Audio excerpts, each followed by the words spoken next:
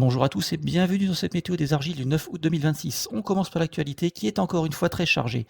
De plus en plus d'articles paraissent sur le risque de fissures en lien avec la sécheresse et parfois en lien avec le retrait-gonflement des argiles. TF1 est allé dans le sud-ouest, à Pessine.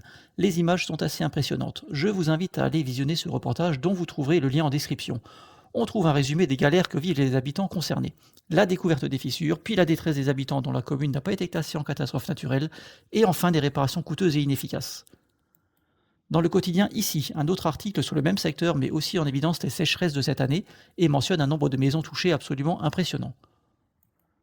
Pour finir avec l'actualité, un article de La Dépêche qui explique les démarches à entreprendre en cas de sinistre pour espérer se faire indemniser. Évidemment, cela passe par l'obtention de l'arrêté de catastrophe naturelle et c'est loin d'être gagné.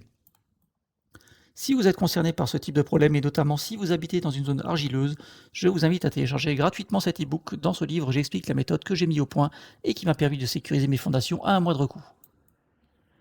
Passons à présent à la carte du retrait des sols en France. 100% du territoire est toujours en risque critique, c'est absolument historique. Je ne pensais pas en créant cet indicateur il y a quelques mois qu'il arriverait un jour que tout le territoire puisse être en risque critique. Il ne pleut pas, la végétation continue à absorber le peu d'humidité dans les sols. Si vous habitez dans une zone argileuse, c'est le moment pour agir pour préserver votre maison. C'est tout pour cette semaine, n'hésitez pas à laisser un like, un commentaire pour cette chaîne et je vous dis à la semaine prochaine.